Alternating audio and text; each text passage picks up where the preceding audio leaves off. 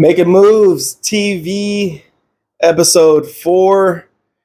Man, I appreciate all the patience. You guys have really been on my line about dropping episode 4, man. I truly apologize. I've been extremely busy. As much as I wish this was my day job, it's not. So my apologies, man. But enough about that. You guys are going to start seeing more consistency. We got a lot of stuff coming, even with the cups, the stickers, the QR code, the merch. More to come with that. But enough about that, man. Today's guest, somebody whose history I feel like hasn't been talked about enough, or I feel like it hasn't even been put out there the way it should. We got a DJ, a producer, a rapper, a minister, a pastor, a grandfather, my best friend, my dad, DJ Knight in the building. What's up? What's going on, sir? Nothing much. Appreciate you having me. Nah, appreciate I finally made it, y'all. You know what I mean? His invite got lost in the mail a little bit, but we're working on that. No, it's a blessing to be here, so I appreciate you having me. No, we've sat down on a different platform, and shout out to the Mo Chill platform. Mm-hmm. But it's only right we do this again, and cover different avenues we didn't before. So, let's get into it. So, tell the people, where are you from? Let's see. DPH. Now, I was born, or my family lived in the Heights when I was born. I was born there, but I was raised in Rio Linda. So at an early age, my dad packed us up and moved us out to Rio Linda. And so that's kind of what raised me. And then as soon as I was old enough to start getting out, I was everywhere around Sacramento. Yeah. Mostly like Northgate, Natomas, a little bit the Heights, and Highlands. So I had an older sister that lived in North Highlands. So we were there, one of my brothers and we were there almost like every weekend, running around in the neighborhood and stuff like that. Mm-hmm. So basically Sacramento all my life, and I don't plan on going nowhere, what's crazy too is that growing up, I felt like going from the Heights to like North Highlands, I feel like everything was just so big. But now that I'm older, if you think about it, the Heights and Highlands are pretty much butted up. Yeah. Like especially like by the base. Yeah, exactly. So it's a trip. Okay, so grew up in Rio Linda, went to Rio Linda High School. Mm-hmm. Had a phenomenal basketball career there, which we'll get into on a different day. I guess before we even get into your music, how'd you come up with the name Knight? And I've been asked that. Your grandson just asked me that, and I said, you ask him. Yeah. How'd you come up with that name? Well, see, back in the 80s, the mid 80s, hip hop was in a different state back then. So everything back then was fresh this or grandmaster this, the beginning, kind of the early days of hip hop, I should say. So I wanted a name that was different. And so playing basketball, we came up with nicknames, and everybody was like Dr. J or something, just whatever. But I started calling myself the Jedi from Star Wars. And just because it was a little bit different, it wasn't none of this fresh kid, this or that, or grandmaster. So it was the Jedi or DJ Jedi. And then one of my buddies at school started calling me Jedi Knight. And so he threw the Knight on there. Now, it's a coincidence that Rio Linda High School's mascot is the Knights, but I think in Star Wars, aren't they even called Jedi Knights? If I'm not mistaken. I think so. I'm bad when it comes to that. Oh, okay. But anyway, so it started with that, and then he just messing around, just slang term, just start calling me Knight instead of Jedi Knight, just Knight. So it stuck. Mm-hmm. And then I was like, you know what? I'm just going to use that, Jedi Knight. And it's funny because this was before iPhones, Apple, all that. Mm-hmm. So it was Knight, before the iPhone and this, that, and the other. And then I noticed that there were others, like a few years later, I started seeing DJ something, like DJ Fresh or DJ Mix or DJ whatever. And I was like, okay, know where that came from. But it's all good, though. But yeah, so that's basically it. It stemmed from Jedi, just kind of morphed into Jedi Knight, and then Knight. And it's because it was different. I want to be different. Okay. So what came first? Were you DJing before you had it? So you're the first group you guys formed was the Technic Crew. Yes. Is that safe to say? Yes. Yeah. And we were, it was a dance group. Okay. So we mainly were like popping or whatever, popping lock. Well, we didn't lock, but like popping. Yeah. A couple of us at the time, maybe, you know, they would break dance a little bit, but it was mainly pop, and we were a popping crew. So that's how we started, and then it morphed into the DJing. Okay. So how did you guys? You were just walking through school and just said, "Hey, do you want to start dancing with me?" And you guys just clicked up, or how does that work? You know, what's weird is there was a guy at school. I'm not even sure where he's from, and I don't remember his name, but he had already had a group. I forget what their name was, and I'm not even sure if it might have even been Technic Crew, but basically the guys that I hung around with, like my boys, knew him and kind of hung around him, and then they're like, okay, well, let's get this group together. Or no, he already had a group, so it's like we kind of just started rocking with him basically, and that's how we got together. He ended up going to a different school. That's why I can't even remember his name or anything, but that's how it all started, was through him. But he had just a small role in it, you know, because we took it from there, and then came up with the name Technic Crew. Okay.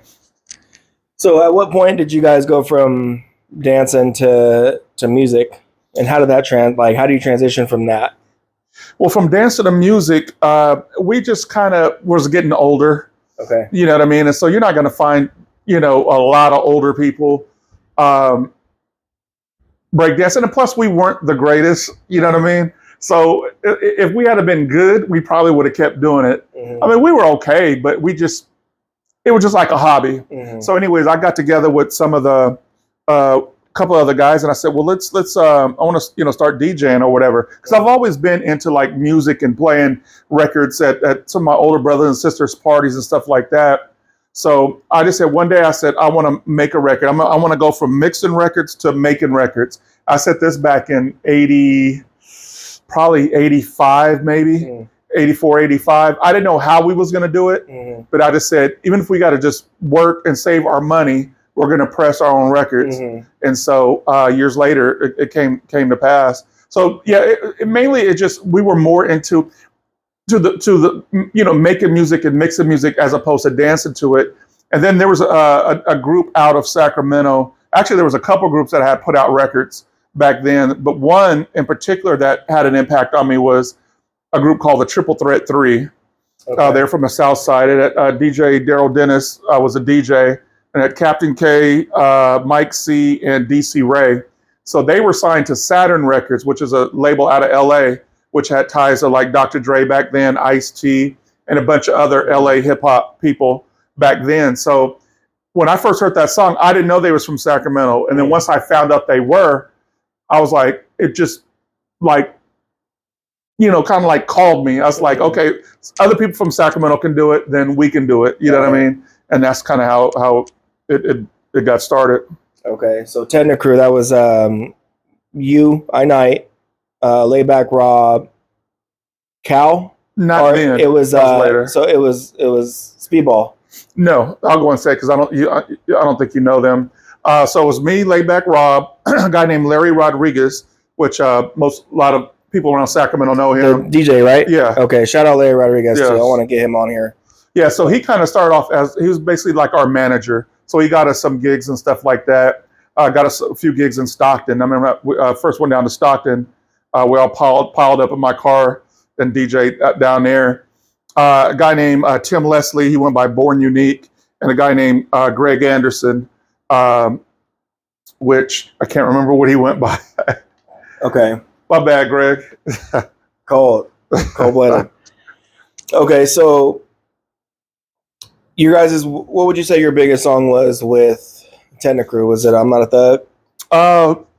Yeah, I would say it's I'm Not a Thug, definitely. Now, I'm Not a Thug didn't come out until later, though, that we had got different members. Okay. So what was your biggest song pre I'm Not a Thug then? Well, at that point, it was just mainly something on cassette or whatever, but actually, we didn't really have one before then. That was our first really one that we actually put out. We did like some little tapes, and we did some stuff where we were on the radio. They had a local radio station out of El Camino High School that would play, have a rap session or whatever with Mixla, Count Mixla. He was the DJ. So we would take our stuff up there. So what song did we take up there?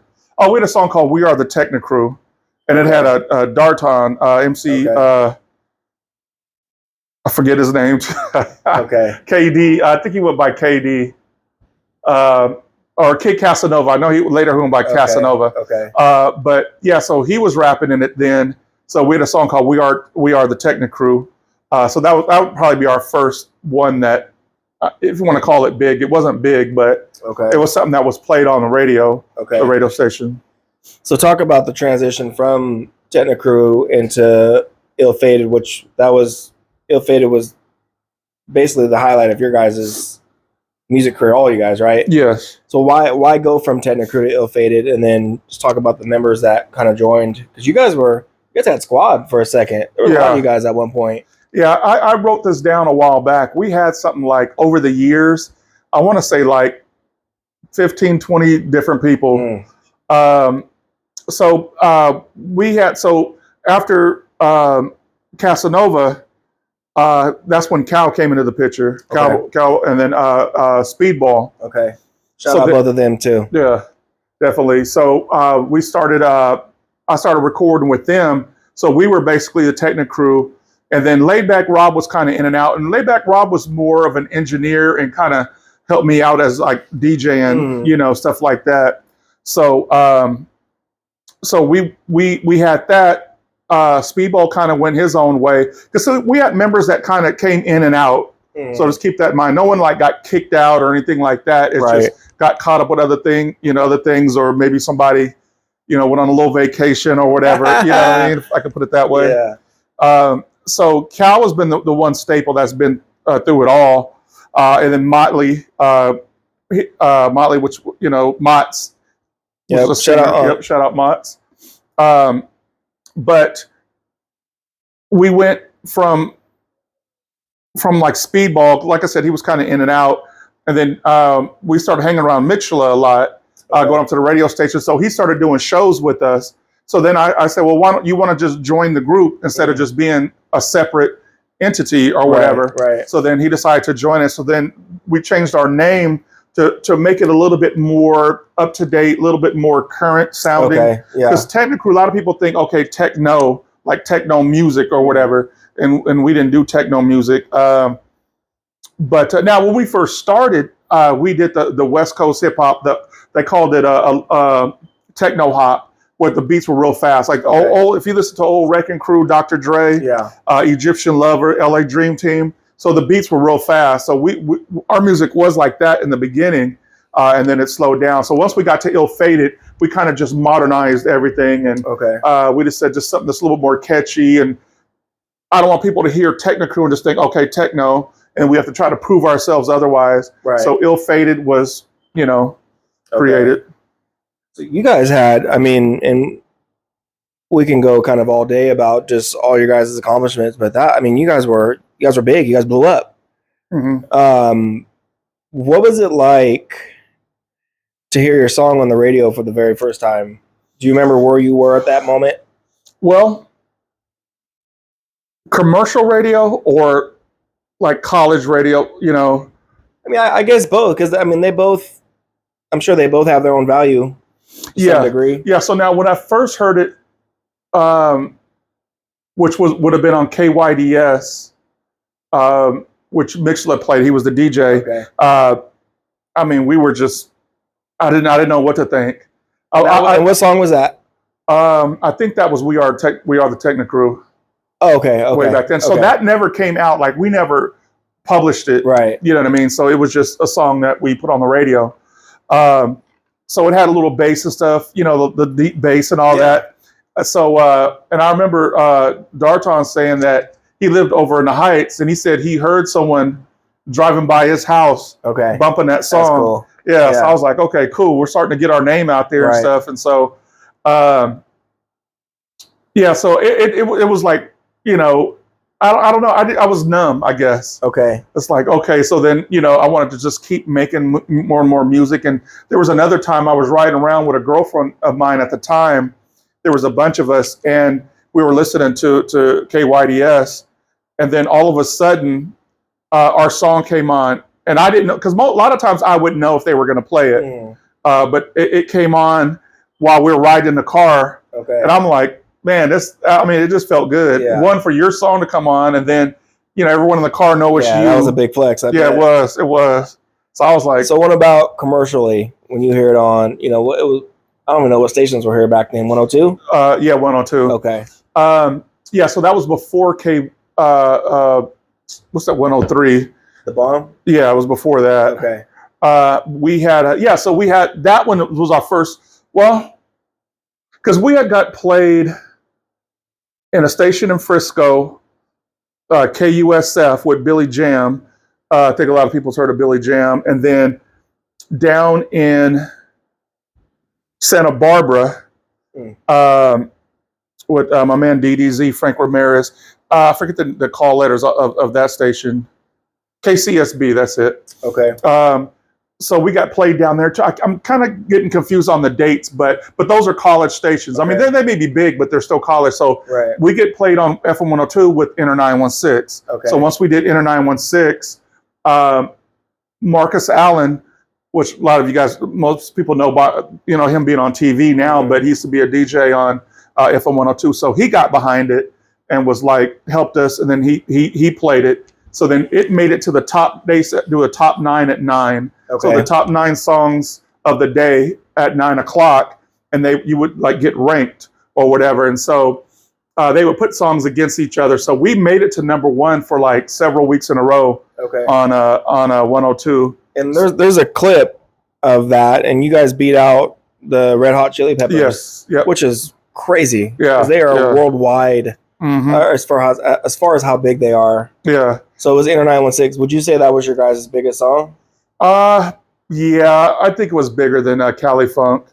Okay. Yeah, I would probably say that one. Okay. And then on top of that, I heard that KMEL got Inter 916, played it, and then did that Like It or Spike It or whatever. Yeah. And then we got hated on down there. Of course, yeah. Because I think, just because of the whole 916 thing, and it wasn't, we weren't the Bay, so then they didn't play it after that. You know what I mean? Okay. But at least we got on there. And KMEL, that's such a big platform too, to make it on. I mean, that's what we have here in Northern California versus like what they have in New York with those big stations down there. Yeah. So obviously this created a buzz. You guys are starting to do shows. You guys have opened up for a lot of people. You and I have had multiple conversations about this, that, and even your grandkids will say, "Hey, I think my papa's met him before," or whatever. Who was your guys' first big show? Who'd you open up for first? Where it was like, "Dang, this is cool."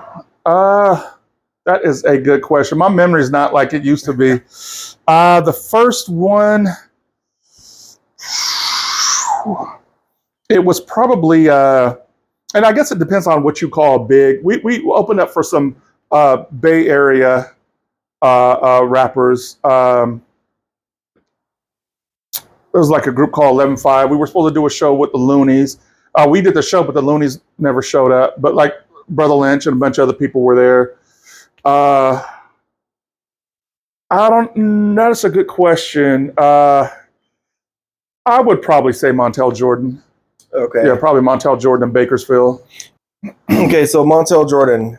Obviously, I've heard good stories about him. Walk us down your kind of interactions with him and whatnot. Okay. We were doing a 2-date, I don't want to call it a tour, but we were doing 2 different dates, performances in 2 different cities. So we did a show in Visalia, which was packed because it's a nightclub, so there's already people there. So they allowed us to perform there, which was great. And then the next night, we were doing a show with Montel Jordan in Bakersfield. So that's about, a 2-hour drive further south or whatever. So we get down there. So the promoter lets us know that we can go in and do an in-store. And for those of you that don't know what an in-store is, that's basically where you go in and you promote your music. So basically, it's an autograph sign-in session.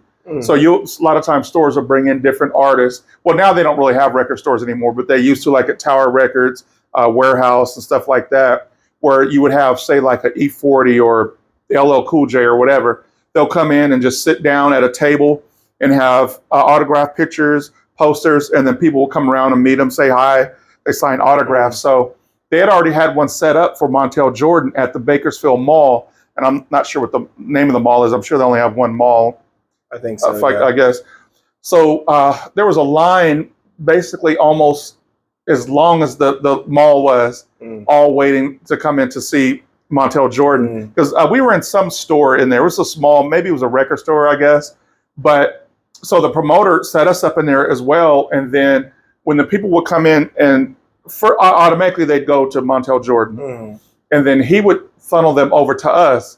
He'd always be like, yeah, go check them out over there. These are my boys. Whatever, make sure you go over and see them and this and that. So as they would come to him, he would send them, I mean, after he signed their stuff and talk with them, he would say, don't forget, and point them over to us. So I thought that was real cool. Okay. And real humble dude. We took pictures with him and stuff. He wasn't Hollywood whatsoever. Just real cool dude, real tall. He's about 6'7", I think. Montel Jordan is that tall? Yeah, he's like 6'7" or 6'8". I think 6'7". I did not know that. Yeah. Yep. So, did he play? Did he hoop at all? Not that I know of. No. Okay, yeah, singing. Yeah. Singing. He would. Yeah. Makes sense. So then later that night, we get to the auditorium, and then we open up. It was only two groups, us and him. Okay. And so we did our thing, and then after that, he came out there, and this is when this is how we do it. Just got going. It was popular, but it wasn't as popular as it was going to become. You know what I mean? So, but it was still like real popular. So it was like it kind of blew up on him, and so yeah, it was good. It was just him, him by himself out there rocking. You know what I mean? And it was good. And we just kind of used that whole weekend as a promotional thing, getting our ill-fated stuff out. That was during ill-fated days or whatever. Yeah, so real cool brother. And he's actually a pastor now too. He's pastoring a church in Atlanta. Okay. So he's from Atlanta? No, he's from LA. Okay. Yeah. I think I knew that. Oh, okay. I knew that. Duh. So I've heard the name Dr. Dre, NWA. You guys have opened up for them before? Yes. Yeah, I forgot about that. About them. Yeah, we opened up for them in Stockton. So NWA would have been before Montel Jordan. So I'm glad you reminded me. So yeah. So we were still Technicrew when we went down to Stockton. So there was a concert which was Hammer, NWA, and I want to say there was one other like pretty big group. I can't remember. But so, and we didn't perform. I mainly DJ'd. So I think Mixler was kind of doing something like where he was MCing or something. But I had my turntable set up there on stage and all this and that. Matter of fact, some of Hammer's people, one of his DJs needed some like these RCA jacks because they had forgot theirs or lost them or whatever. So he asked if I could borrow some of mine. So I let him. For a feature. Huh? Yeah, for a feature. Yeah, no, I wasn't even thinking. The thing is, and they were like the gold-plated ones. I mean, they weren't real gold, but they just looked nice. Right, yeah. And I never got them back from them. Okay. So I used to say, hammering them, they stole from me, but nah, it was just we forgot at the end of the show or whatever. But they was real cool too. And everybody that he had with him, his whole entourage was big old dudes.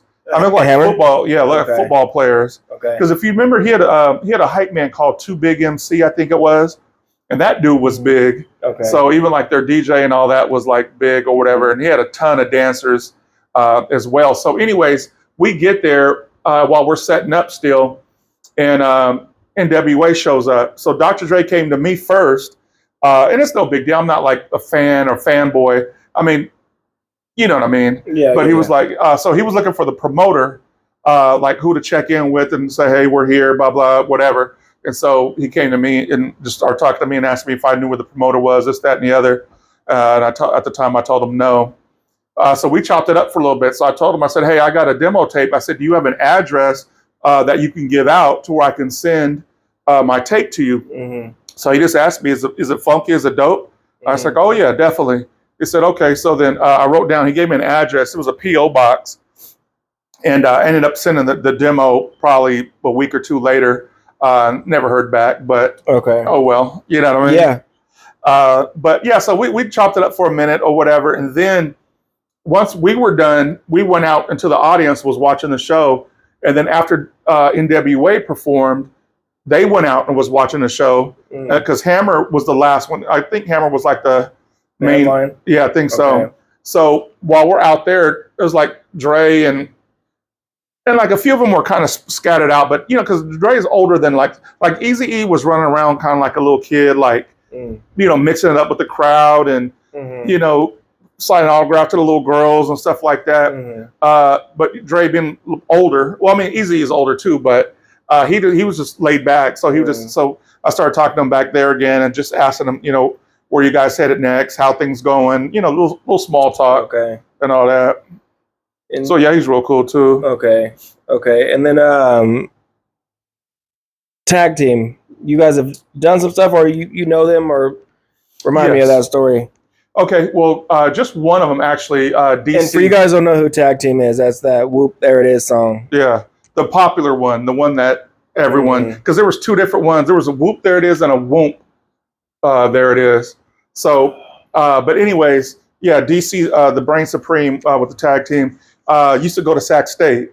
Okay. Now he's not from Sacramento, but he came out here. I don't know if it was just to go to college, but he lived out here, you know, for years. So I used to run into him and I met him through because he would take his music up to the KYDS as well. With Mixler. Mixler would play his stuff on there as well. Okay. So that's kind of how we got connected with him. And so that's how we met. And I would run into him different places, you know, all of us and stuff like that. And I would see him. He used to always go to Cocoa Palms when Cocoa Palms was a nightclub on Arden Way. He used to have a little Gumby hair, you know, those Gumby hair dudes? Yeah. He had one of those. He always, Night, what's up? So real cool cat, real just humble, you know, down to earth and all that. So it wasn't until a few years later, or he moved or went back. I think he was from Colorado, Denver, if I'm not mistaken.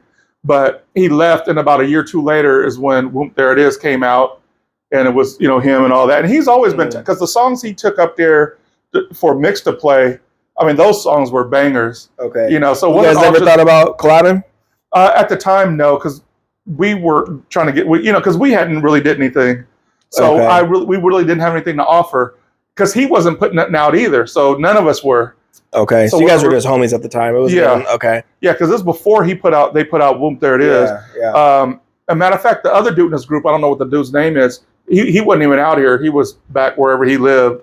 And then DC went back to him or whatever. But yeah, that was before we put out a record, and that was before they put out a record. So there wasn't really no collabing then because collab on what? You know what I mean? So but nowadays, obviously that would be different. I haven't reached out to him or nothing like that, but I seen them they're on that commercial. What is it, a Geico commercial? Yeah, something like that. Yeah.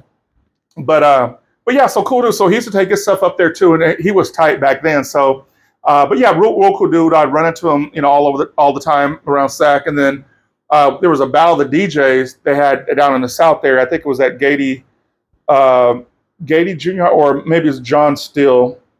One of those, but it was me, Mixula, a guy named DJ Destroyer, and DC, the Brain Supreme. And so, and really, it was labeled as a battle, but it was more of a showcase because there wasn't really no battling or whatever. I was really the only one that was like cutting and scratching. Mix was a little bit, but like DC wasn't really a well-seasoned like DJ or nothing. So and then the other guy, he just played records. So he put on popular records that everybody liked and got the crowd going, you know. So but still it was cool. I could put that on my resume that you know what I mean? Definitely. So yeah. There's a story about Ice Cube's people getting a hold of your guys' stuff. Tell us about that. You got a good memory. I forgot a little bit. Yeah. So we had so Mixula did promotions for different record companies, from like Tommy Boy to like New York labels to LA labels, you know, Profile, Warner Brothers. So a lot of the promotional people would contact him because he would promote them up here in Sacramento or Northern California. So we got in with a lot of labels because he had that connection with them. So anyways, we go down to LA just to promote and do different things or whatever. And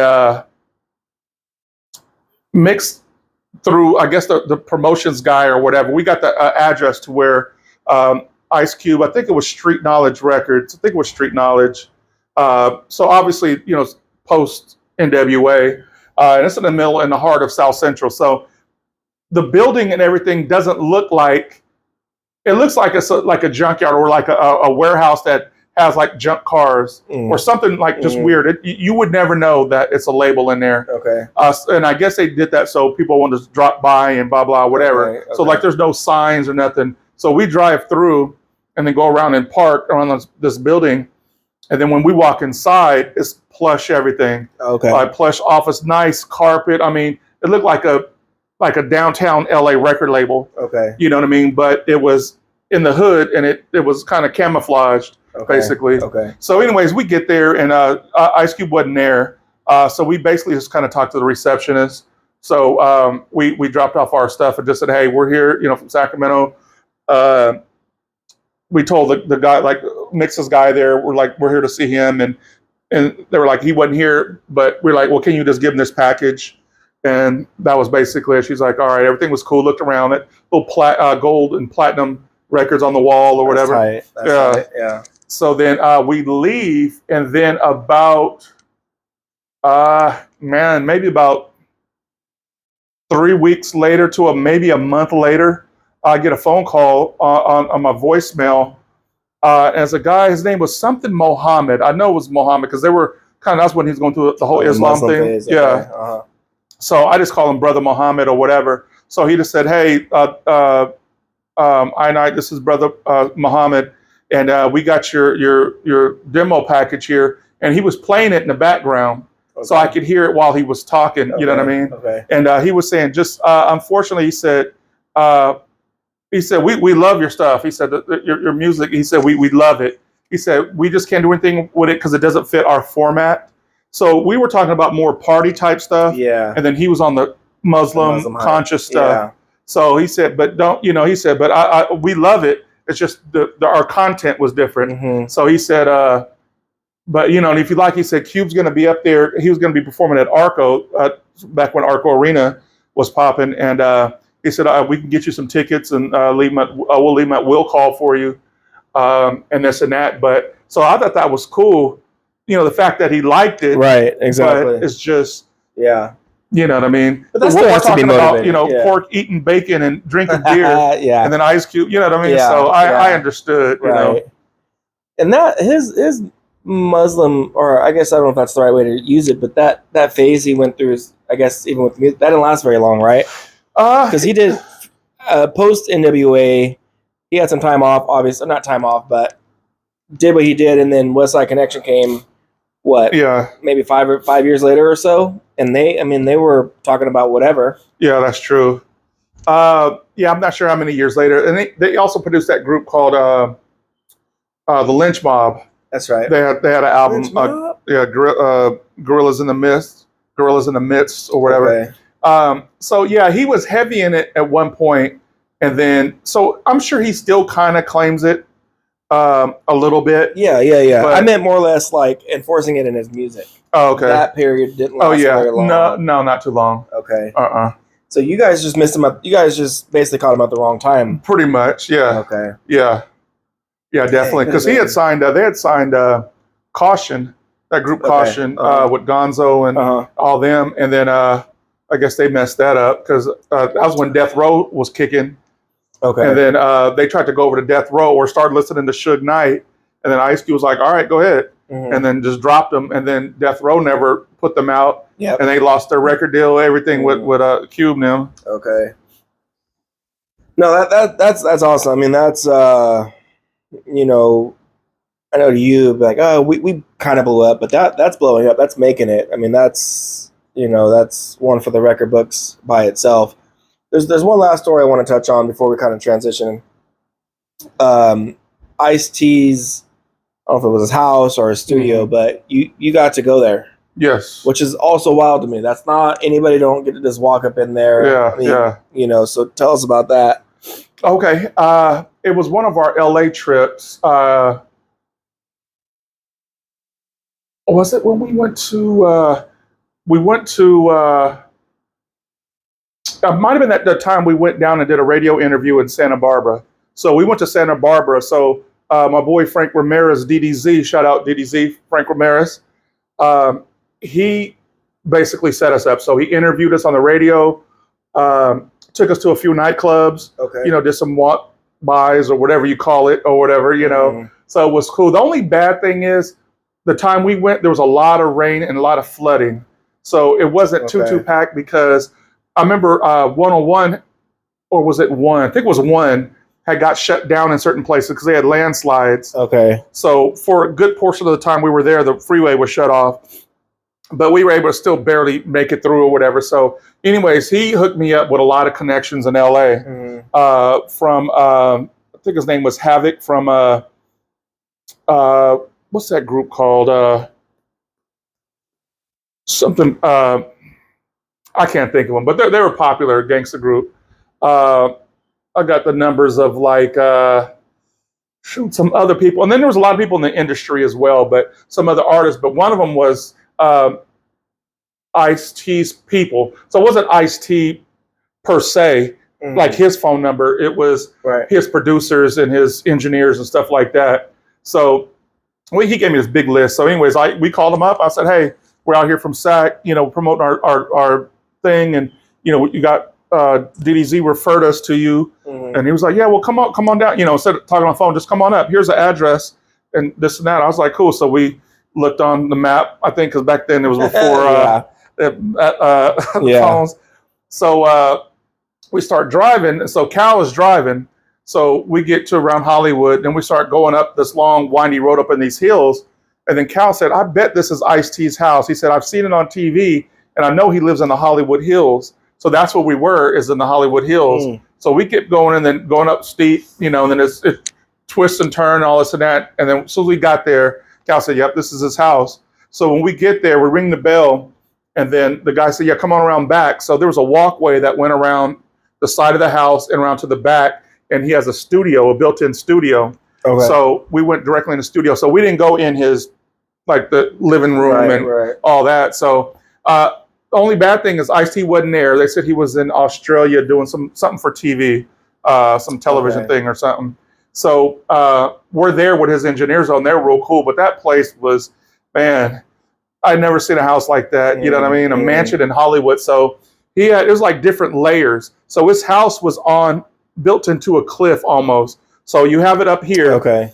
And then it drops down about, 20 feet. And then here's like the studio. So from the studio to get in the house, you have to go upstairs. But it's still on the side of this mountain, because if you look out his window, you see downtown, like all of LA. So you get that view. And then right below that, the studio was a pool that he was having built or put in or whatever, but it was built on the edge of the cliff. So so you could be in a swimming pool overlooking all of LA. And it's all like that. It was just so tight. I remember going in there and going to use the restroom, and the doors to his restroom is like those big thick glass doors. I mean, it's not where you could see people in there. Like, you go and have to go around the corner and all that. But like thick glass like that. And I had those real big handles. And then you pull it, and the doors hit like real heavy to go in. It's like in a hotel or office building or whatever. So it was just tight. And then on top of that, he had a fish tank that had a shark in it. Dang. So he had like a little pet shark, and it was about like this big. But just floating around or whatever. And I mean, it was a huge tank. And then his studio was like immaculate. You know what I mean? And then carpet was like just plush, thick. You know what I mean? And so that was like, I mean, it was good to see, you know what I mean? Because that's one thing too. If you're trying to make it and go to that next level, when you get a chance to see people at that next level, you can start to visualize it for yourself. Because prior to that, I wouldn't think, okay, what's a mansion look like inside and all that? But I can visualize it. It's like, okay, you know, it looks more attainable when you can see it, and then you talk to different people. It's like, okay, I don't have too far to go because really, technically, anyone's one hit away from being rich. For sure. I mean, and now you're one TikTok away from blowing up, and it's crazy how just. And it's much easier now. Yeah. The good thing about it now is much easier, but the bad thing is it's oversaturated, which is garbage, and it's hard to get your stuff through all the nonsense. And that's one of the questions I was going to ask you. Do you think that, and I've heard this on some of the pods that I watch, but do you think that today's technology would have helped you guys blow up more, or do you think it would have been harder to even reach the level that you guys got to? No, I definitely think it would have been easier now, definitely. Because see, like now, at the age I'm at, I still do music and stuff, but I'm not interested in getting around on stage and hopping around and, like these rappers do and all that. And, all these little things they be doing, videos. I'm not doing all that. So, back then we was doing it. You know what I mean? Especially like, Mix and Cal. I was doing this. No, they were just like good stage presence. Yeah, you know what I mean? Like jumping around, and I was kind of in the back all the time. So now it would be easier. We would just find a way to make it more. Because the thing is, that's what kept us back is we didn't have the finances behind us. And I always tell people this: the difference between us and the people that made it is most of everyone that I know that made it and know of, as far as like the ground level or local level. All had drug money behind them. All had dope money. Even like from like E40 them to, I mean, I don't want to name names or whatever, but they had like thousands they could throw at it and that's what it would cost back then to get your CDs done, get your tapes done, records, plus posters, this, that, and the other.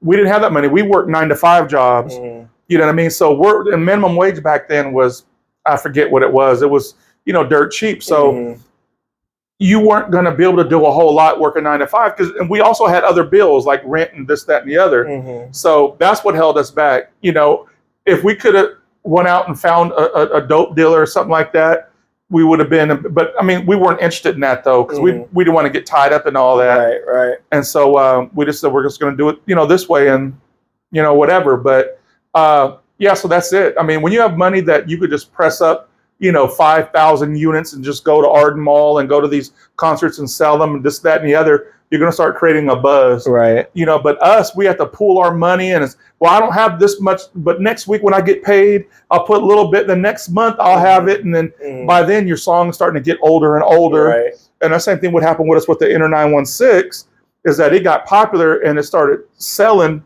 off the shelves when it was being played on the radio, and we couldn't reorder.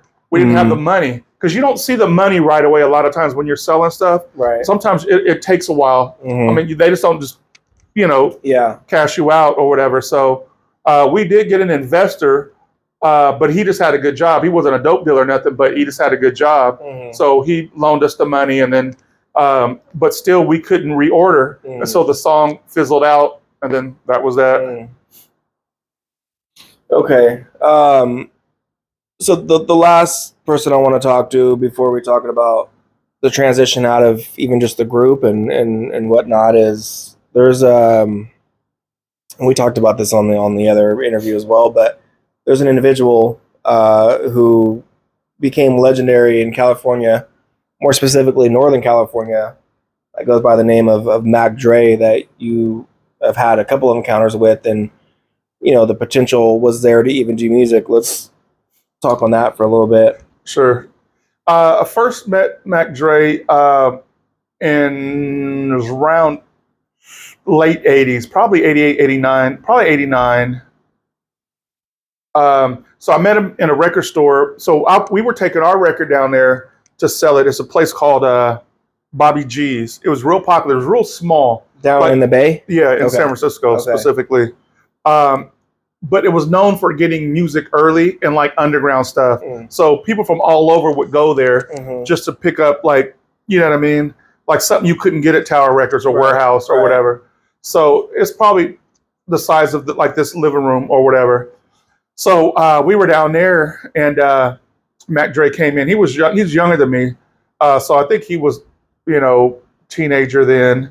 So when he had that song or that album called Too Hard for the Effing Radio, That's when that was out. So we chopped it up for a minute, but he was real quiet too. He wasn't like Mac Dre then. Yeah. He was just like real quiet and, Right. Whatever. Seemed like he was kind of shy or whatever.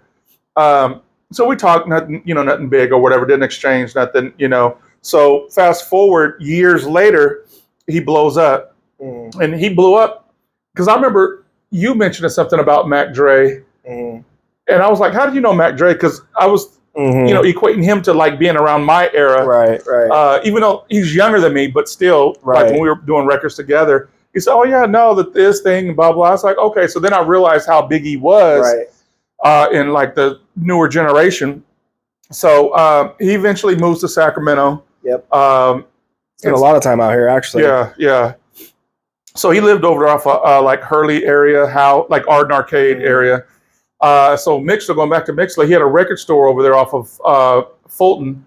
And so he would bring different groups in to do in stores and stuff like that. And he ran a record pool out of there.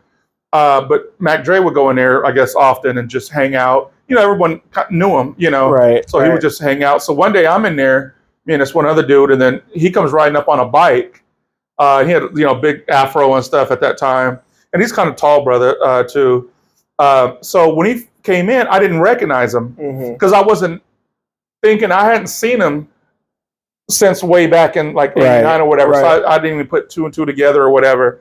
And so it wasn't until we were talking for a minute that I realized it was him. I think the other guy was with us, called him by name or whatever. And I was like, oh, okay, Mac Dre. I was like, so then I was like, oh yeah. Then we start chopping up about music or whatever. And then I told him, asked him about, is he looking for like production or music so I told him that I produced or whatever, because, he don't remember our conversation way back when. So I said, so anyways, he gave me his number and said, yeah, just send me what you got. He said, just make it different. He said, as long as it's different, he said, I don't want to do what like everyone else is doing, the same type of thing. So I was like, okay, cool. But I never called him. And so, because at that time is when I was making that transition into the ministry and the church stuff and the gospel and all this and that. So I knew how they partied. So I was like, is it wise for me to get involved in that? And let's say I do produce something for them and it blows up, then I'm going to end up hanging around all that and, this, that, and the other. So I put off on calling them. And then I found out probably he died probably, it had to have been within that year. Okay. Yeah, within that year. Okay. But yeah, so it was a good, real good dude too, real humble, because we were in there talking about our who the GOAT was rapping or whatever. So this one dude said his favorite was Eminem, and then he asked Mac Dre, and Mac Dre said Yuck Mouth. Okay. And I said, yeah, I was going to say, because Yuck Mouth at that time was one of my favorites, as well or whatever. Right. And so, but yeah, good dude. But yeah, I kind of wish I had it followed through, but then if it was meant to be, it was meant to be. Of course. So, you know what I mean? So what was the, what broke you guys up? And I know there was nothing like bad. I think it just sounds like you guys kind of all just went separate ways, but what concluded that? What was like, all right, we're officially done now with Ill Fated? Or did it ever get to that point? Not really where we officially said, at least I don't remember it. Okay. I think we just stopped doing it or working on stuff. And so we kind of, what it was is we kind of started doing our own thing. So Mixer was the first one. He said he was kind of done with it. He was going to, continue doing what he was doing, which was promoting the DJ and stuff like that. Yep. Me and Cal was working on another project, but it never came out because again, going back to finances, so Cal produced one of the tracks called Bandwagon, and then I produced the other one. I still wish that would have got released. Yeah. That song was so tight. And I I think Cal, last time I talked to you, you said you have it somewhere. You're supposed to send it to me. So I need that. Yeah, that wasn't. I'm a promoter. I might make it the theme song of this podcast. Who knows? Yeah, do a best. We could do like a best of and put it out. You know what I mean? No, that's not a bad idea. You guys heard it here first. Yeah, that's gonna be the theme song. So we did a song too called "Baby Mama."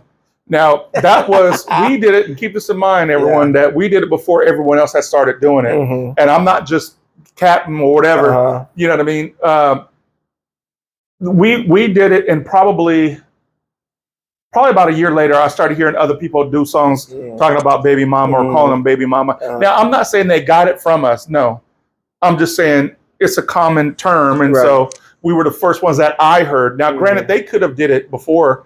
I just didn't hear it.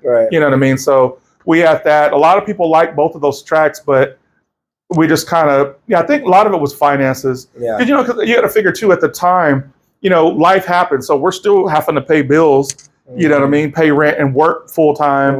You know what I mean? So it kind of just faded. So me and Cal stayed close. So even though we weren't recording as a group, I would still go over there and record like at his house. Because at that time he had a studio. And so, I mean, even to this day, we're still close. So, so we started doing our own thing, but we were still, you know, functioning with each other. You know what I mean? The same thing like with Mix. I would go up to his record store and stuff like that. And Speedball, like I said, was back and forth. You know what I mean? So shout out Onk too. I'm definitely gonna get Speedball on here. Yeah, definitely.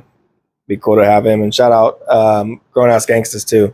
His channel. A lot of cool stuff on there. A lot of real authentic stuff. That's what I like about it. You just feel at home watching it. You became saved and transitioned into holy hip hop, right? Yes. What made you want to continue the music, right? Because obviously you had a lifestyle, or not, you lived a lifestyle with the music before, and just everything that came with that. What motivated you to continue the music, but do it a complete 360 with it, as far as just the message and everything with it? I would say because the music was still in me. And I didn't want to like promote the lifestyle that I was promoting, you know, before. I mean, even though we weren't talking about like gangster stuff and nothing like that, but still it was just nonsense, you know, a lot of it. So main thing is, once I became saved and born again, basically my lifestyle changed. So I had to start, you know, not only did I want to, but I had to start, you know, changing up my content. And the thing is, at first I wasn't going to do Christian rap. I just wasn't going to do music at all. But then people kept asking me how come I don't do Christian rap. I didn't really know much that there were much, you know, many Christian rappers. And the thing is, the ones that I had in my head, like, okay, well, it's corny, or some little kid, like 8-year-old or 10-year-old at a talent show rapping about God or something, you know. So I didn't think about it. But then I started hearing that, this one pastor had told me that, you know, kids, you know, their eyes are glued whenever they have like a Christian rapper come in. I was like, okay. Then I started hearing some of the groups. I was like, okay, it's not corny like I thought. You know what I mean? These guys are hard, you know what I mean? So I was like, okay, I'll try to make that transition. And since I already have the knowledge of running a record label, promoting this, that, and the other, I'll just transition the business side over to the, you know, to the business side of the Christian music scene. You know what I mean? So that was basically it. Okay. What are things that you've dealt with as a Christian rapper, and do you consider yourself a Christian rapper? There's rappers that are Christians who say, I'm a Christian who's a rapper. Do you consider yourself a Christian rapper? Yes, all the above. Okay. I'm a Christian rapper, and I'm a rapper that's a Christian. Okay. Or producer. I mean, I don't consider myself I rap, but I don't consider myself a rapper.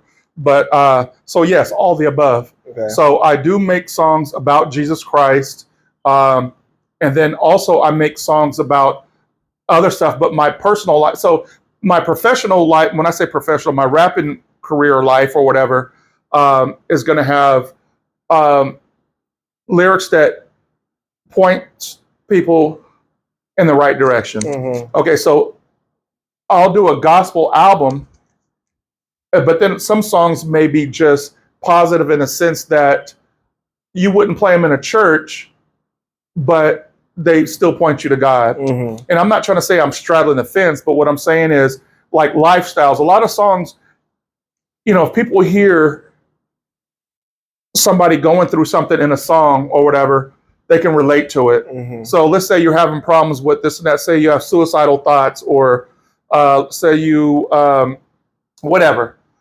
You could tie it into doing the right thing. So it encourages people to do the right thing, as opposed to like most of the songs today, where it steers people the other way. So to answer your question is yes, I'm a Christian rapper and I'm a rapper that's a Christian.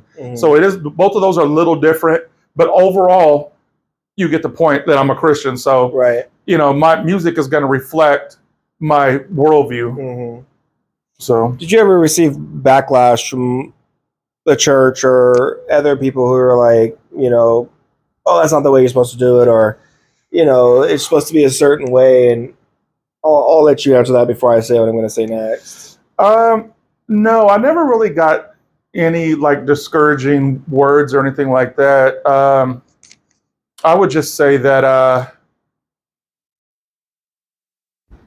there's some people that just wasn't real inviting to it. But the thing is, that's okay, because you don't have to be. It's not for everyone. Exactly. Rap is just a style of music, just like jazz is, just like rock and roll, whatever. It's just a type of music. So if you're not into that type of music, like my mom, your grandma, she wasn't into rap. You know what I mean? Yeah. But but she didn't discourage me either. It's just not her preference. You know what I mean? And so no one said you stop doing this. This is of the devil or whatever. So no, I've never received that. But I've received some people just like, kind of like just don't bother me with it, type of thing, if that makes sense. Okay. What are some things, some challenges you face that you dealt with in the secular world that you didn't think you would deal with being a Christian rapper? Good answer. Or good question. Good question. I would say the first thing that pops off would be the gatekeepers. Okay. There's gatekeepers in Christian music as well. And that irritates me to no end. You can see it more in secular music, but there shouldn't be gatekeepers in gospel music. So there's a hierarchy. There's like, and now there's like these Christian award shows, like the Dove Awards, this, that, and the other. So now it's like a competition, this, that, and the other. So the spirit of the music is being changed. Intention was good, and now it's like, okay, I got to be better than this person. I got to be better than this person. And so, yeah, I would say the gatekeepers. That's why, we did a documentary called Holy Hip Hop, or West Coast Holy Hip Hop. Yeah. And that was the whole purpose of that documentary, was to expose the gatekeepers. Because you'll have some promoters that'll do this and that, and they have their certain set. So they have access to the venue, or whatever. And they have their set little people that they run up under, you know what I mean? And basically they'll kind of shun anybody else or whatever. So that favoritism, I guess, is what would be the easiest way to explain it. So that right there, I didn't expect in gospel music. And again, I made a documentary about it, just, get some stuff off my chest, same stuff that, Seven went through, Minister R&B, and there's some other ones too that their lyrics were, like they had doors closed on them, you know what I mean? And so, but yeah, that would be the main thing, is just the gatekeepers and just, people. It's like, no, we'll take you, and you, nope, I haven't heard of you, nope. My daughter doesn't like you, nope. But this, you know what I mean? And so it's like, are we going to do this or not? You know, type of thing. What, how do you feel about Christian music today? Christian hip hop today? And I ask that because, you haven't put out as much lately. You've kind of taken a step back from it a little bit. Yeah. Because you're doing other things now, which we'll get into. But how do you feel about it now? That's a good question. And I don't want to speak ill of it. Yeah, and I don't mean any harm by that question either. No, because I'm going to be candid, you know what I mean, with you. So, and the only reason why I say that I'm not really going to speak on it is because I don't listen to a lot of Christian hip hop now. So I don't want to blast it when I haven't really been listening to it. Now, there's some that I listen to, and some of it is okay, but my problem with the way Christian hip hop is now is most of the ones that I hear that are out now, especially the popular ones, they sound like somebody on the radio or on YouTube or TikTok. So you got, Christian gangsta, if you will. You got Christian drill music. You got, I mean, you know what I mean? I'm kind of exaggerating there, but I don't want to hear, a lefty gunplay or whatever his name is, the Christian version, or Crip Mac, the Christian version. Yeah. You know what I mean? Be yourself. But like you watch the videos and just the movements and this and that, it's like fake to me. It's like they're trying to be a rapper. They're trying to put on this facade and act. And if it's not in you, don't overdo it. That's why you'll see like a lot of my videos, there's not a lot going on. I'm not going to be out there dancing and doing a running man. I know they don't do that no more. I'm not going to be doing this, that, and the other. It's going to be me kind of just chilling, not really moving much. I mean, like, you do stuff, when you flow or whatever, but it ain't going to be me trying to, and all this and that or whatever, or throwing up signs. Yeah. You know what I mean? It's like, that's why I don't really listen to it, to be honest with you. It's just... Yeah, you touched on what I was going to say. I think it sounds too much, and there's something wrong with doing what's popular at the time, right? That's kind of how you possibly get your name out. But I feel like it's too much now, even down to like some of the ad libs. Some of these groups sound like the Migos, and it's like it's cheesy, it's corny. To be honest with you, and I feel like and I don't listen to too much holy hip hop anymore. I do a little bit, but there was an era where I feel like it was in its prime. You feel like you were a part of that, and that was we'll say 2001 or 2 to about 2008, 2009. There was a lot of good stuff. I mean, from the cats in the Bay Area, the Q-Heems, the Turf Ministries. I mean, Seven, R&B, you name it.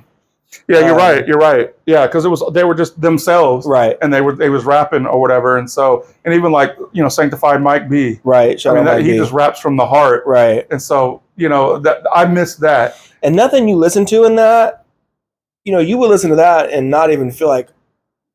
And this is where I've heard a lot of people say they don't want to be preached to in a song, and a lot of these are new Christians or people who aren't Christians yet. That you could just put it on, you don't even know what but you get a message from it. Oh yeah. It touches you. So man, what an era. I'm glad that you were a part of it, and I was a part of it behind the scenes. Oh yeah. Well, yeah, and you were in a couple songs in the video too. So yeah, no, I need to find those. Matter of fact, we'll have you put a little snippet of it.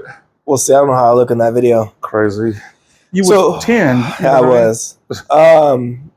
So what are you doing now? What's iKnight? And why did you keep the name? Why didn't you when you decided to transition over from secular to holy hip hop, or just even being saved? A lot of people change the name. Yeah. Right. Well, because I'm seeing things in a whole new light. I changed my ways, but I guess I'll keep my name iKnight.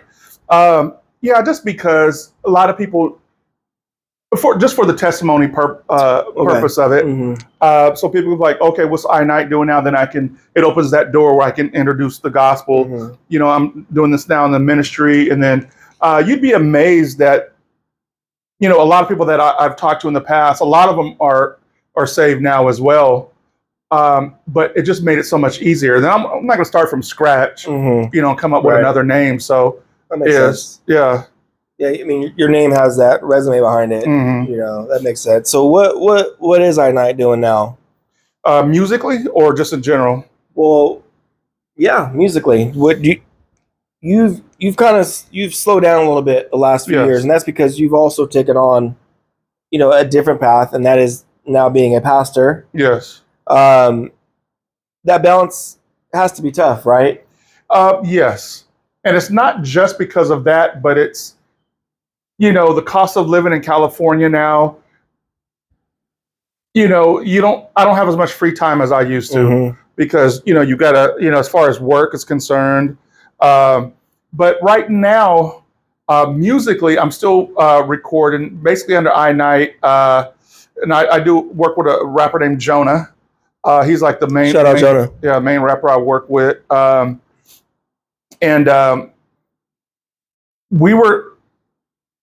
you'll be hearing him more as well. So I'm not sure if I'm gonna label it like an I Night and Jonah album, or there was a group that I was forming too. Jonah and Night? Huh? Never mind, bad joke. Yep. Edit that out. No, I'm playing. But a group called Foolish to Some. Shout out Foolish to Some too. And so, but that's going to be a podcast as well. The name of a podcast. So yeah, I'm still doing stuff. I've moved in the last few years, like 2 or 3 times. So I haven't really built my studio back up. So that's why things have been kind of. But I've put out a few things. There's a few things on. If you go to Nightlight Films on YouTube, that you'll see on the videos. One's called Let It Go. Another one's called what's that one called? Knockin'. Oh yeah. Yeah. So there's some new ones on there. But yeah, so I think there'll be an album coming pretty soon. So having said that, going back to the work thing, I started my own church called Stand Fast Community Baptist Church. So I'm the one that's preaching on Sundays and doing the Wednesday Bible study. So that's time consuming because right now we're primarily online. So you can see us on Stand Fast Community Baptist Church on YouTube and on Facebook. So that takes a lot of my time as well, which is good. I mean, it's a good thing. I'm still going to seminary, taking my classes at seminary. So, I'm deep into the ministry. I mean, that's who I am. That's my career. Is that now I have a 9 to 5 that pays bills, but that's not my career. I mean, being a pastor and promoting the gospel is who I am and what I do. Okay. So that encompasses a lot of different things. You know what I mean? So from doing the music, and what it is I try to make it to where, like, let's say I'm go preach somewhere or like go to a park and do an outreach.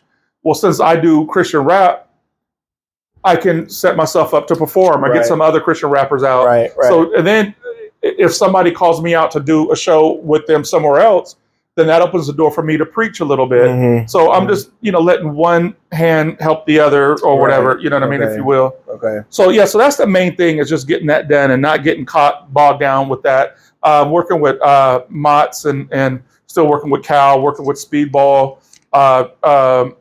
Mo Chill, doing some stuff with them coming up. So a lot of it, like I said, mainly I think too, like the last few years I've been moving around a little bit. So I've having to tear down a studio and, my stuff was in storage for a minute. So, you know what I mean? So that kind of slowed me down, but I'm slowly but surely getting back there by the grace of God. So we can expect some music from I Night in 25? I believe so. Okay. Lord willing. Yes. Okay. Be on the lookout. Yes. Okay. Well, like I said, there's so much more to dive into, and you're going to be a reoccurring guest as well. So, we'll definitely dive into more stuff, but I have a couple just random questions. So going back to music, who would be in your Mount Rushmore? I think it's top 4, top 5 rappers of all time. So Draco the Ruler, number 1. YG, number 2. I'd put you ahead of Draco. I'm not trying to clown, but you know what I mean. I'm not into, like, there's not too many new rappers. You ain't got to tell me. Especially so-called drill rappers. Because to me, drill rappers aren't rappers. They're just people talking mess over a beat. Draco's not a drill rapper. But, I kind of grouped him in, but he may not be, but... Yeah. But, you know what I'm saying. But my Mount Rushmore, what is a Rushmore? Is it 4 or 3? I think it's 4. It's 4. Okay. I would say definitely Nas. See, it's hard because there's some people that came out and had they changed music. So that the people that I like changed the trajectory of hip hop. Yeah. Certain ones. So, but the thing is, some of them that did that, they have a short track record. They don't really have a catalog. Right. I have to say LL Cool J. Really? Yeah. Okay. Because he's still rapping to this day and still good at it. And he's one that's been consistent. Now, he quit kind of doing started doing movies, but he was a big name back in the day and really stayed a big name. Okay. And really never put out nothing whack. like Yeah. Will Smith or something. You know what I mean? So I would say Cool J. Nas. Okay. Yeah, Cool J, Nas.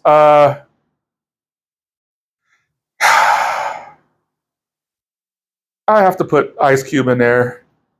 I have to put Ice Cube. I don't like the later Ice Cube, and I like the like right when he left NWA and then NWA Ice Cube, Okay. like during that time. Okay. When he came to this Don Mecca and all this and that, he kind of was just making songs. He wasn't really spitting. And the fourth one, God,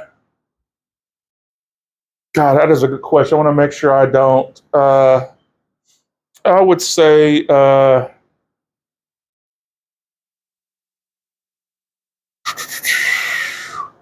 so we go cover Atlanta. No, Texas.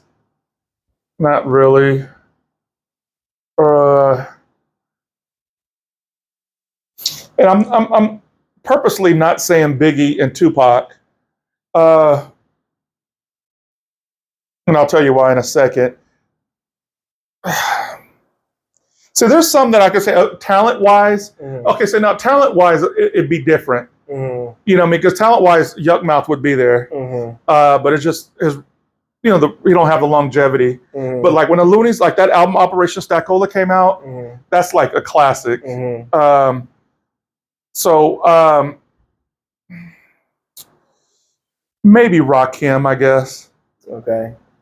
Probably Rakim. Yeah, nobody really in the Bay. LA, Sacramento. I could give some of the Sacramento props, but we're good for not lending hands out to other people before us. That's the problem. Yeah, just like they got mad at Mozzie for not shouting out the older rappers, but those same older rappers don't shout anybody else out. No, you're right. You know what I mean? So it's like, don't be a hypocrite. You know what I mean? Yeah. So I would say that, but talent-wise, definitely Yuck Mouth, and there's like a few other ones or whatever. Somebody I've been listening to lately, I can't remember. But anyways, that's basically it. Okay. Speaking of Sacramento, there's been a lot going on in the city, and I asked my boy Daniel the same question when he was here, and you've seen a lot. You may not have been active with anything, but you were still out around a lot of that, even back in the 80s, and just kind of seeing how it's progressed over the years, not for the better. What anytime there's something that goes on downtown or whatever, it's like, here we go again. Sacramento being Sacramento all over again. And that's our problem. What do you think needs to change? What do you think needs to change as far as all this just nonsense that's going on? And is it going to change? It can get better, but will it change? Sacramento's always been like that, though, as far as I can remember. That's why they say you can never have nothing in Sacramento. And a lot of people say, oh, there's not a lot of big concerts, not a lot of this and that, because Sacramento cow town. No, that's not it. There's no unity, so we can't get the city together to go out to a concert without there being a riot. It dates back to the Fresh Fest came to Sacramento. That was like the Fat Boys, like Heavy D. Some of those New York groups and and Slick Rick and all them. I can't remember who was all part of. Might have been Run DMC too. But where is that Hughes Stadium? What happens? The show gets canceled halfway through because a riot breaks out. And there's people that were there that still talk about it to this day. I was there, and so I didn't get into it with nobody, but I was definitely backing out. Because people were just getting took off on from just. And so I was like, I'm not going to get, knocked out. Just, so I just kind of backed my way out of it and got out of there. So that was dating back to, mid 80s. But then all the state fair, there was always. They shortened the time of the fair. Yeah. It used to be over a month you could go. Now it's 2 weeks. It's like. Yeah. And then they used to have a thing called Picnic Day or Black Family Day at UC Davis. They fighting out there. Because then there was a lot of cats from the Bay Area that came down to that too. Mm-hmm. And then you had the Sacramento mix. So every year it's the same thing. And then now all those people had kids, and their kids are, out tearing stuff up. You know what I mean? And so that's just how Sacramento's always been. It's real territorial. So what can make it change? Well, if you have enough security, so we can have big shows like, say, at Golden One Center, because they have top flight security, flight security, or top, they have cops, that are there, stuff like that. So let's say you have Taylor Swift coming in, and she's going to have Trippie Redd open up for her, or something. You know what I mean? You're not going to have no big brawls in there, because it's just, now down the street, around the corner afterwards, maybe, but you know what I mean? So I don't know. So now, I mean, there's some concerts, like they have those concerts out there in at the amphitheater out there in Wheatland or whatever. Yeah. And I haven't heard no issues out there. And then some like a Thunder Valley and this and that or whatever. But I don't see it changing. It can get better. So I think it kind of goes in waves too. So I think things can get better, but they won't stop. I mean, and really every city kind of has that. You know what I mean? Right. To a certain degree. So the main thing is just picking and choosing where you go, when you go, and who you go with. Right. Because that definitely plays a big part. Because a lot of times, folks go off of your vibe. Right. You know what I mean? So if you're with somebody and they're trying to, act hard and walk around and stuff, like it's hard, you're probably going to get confronted. You know what I mean? Right. Yeah, no, city needs a lot of work. I mean, and there has been progress made. I told Daniel in the last interview, I'm glad that, the Kings didn't leave and they built an arena downtown. Yeah. And just all the shows and just the money that's been brought to the city. And it is nice to go on Instagram every once in a while and see that there was an event over the weekend and you hear about nobody getting killed. Yeah, yeah. It is nice. It is nice, these videos I see, and the city's having fun. Like, we need more of that. Yeah, definitely. And I think you're right. I don't think it's ever going to change. And unfortunately, it's a gamble going to those things. It could go really well, or it could not. And you could be someone innocent just in the middle of something, and that could be it. And it's happened. It's been proven. With that shootout downtown. Which is unfortunate, But anyways, man, I appreciate you guys for tuning in, Dad. I appreciate you. Oh, yeah. Love you. Definitely love you, too. More to come. Let me add one more thing, too. You had asked me earlier about why I made the transition and how I made it and all this and that from secular to hip-hop. I forgot to mention, too, that a lot of it has to do with you, or the majority of it probably has to do with God and you. Because once you were born, I still did it a little bit when you were up until a few years old. But eventually I was like, I need to stop on weekends going out. It was just getting old. I didn't want to see that same stuff. I needed to be with you and wanted to, not, like I had to, I wanted to. I didn't want to be out where, it's like every week they're fighting and this, that, and the other. And like you said, I could be an innocent bystander for what? I wasn't really making no money. I did it for just the love of music. But definitely it changed my trajectory when you were born. So I would say, again, going back to that you were the main reason as well. Okay. So, but thank you for having me. Yeah, it's been a blessing. It really has. I enjoyed this. Yeah, no, more to come. And you guys be on the lookout for his stuff too. I'll definitely put all his info in the bio. Check him out. Christian or not, there's just a lot of good stuff, and it's for everybody. Going back to the Making Moves stuff, man. Once again, apologies for the late pod. It's been a month since I did one. Just a lot going on, but we're back. We're back, baby, and more to come. We're starting to add a little bit more of stuff to help the setting in here, and eventually we're gonna be out doing pods and the blogs and all the food reviews. All that stuff is going to start happening. I have a lot of big plans. It's scary, because sometimes I think I'm kind of crazy in there. I'm like, all right, this ain't going to work out. But appreciate all the love and support. I'm going to be on the next pod talking about some merch. So if you guys have ideas out there, things that you guys may want, let me know. Besides these cups, you guys are killing me for these cups. You guys can have these. I'll definitely get these out to you guys. But hats, shirts, hoodies, all that stuff, let me know. Shot glasses, beer mugs, all that stuff is in the making. So let me know it sounds good, and we'll get to it. Appreciate you guys, man. Yep. One love. God bless.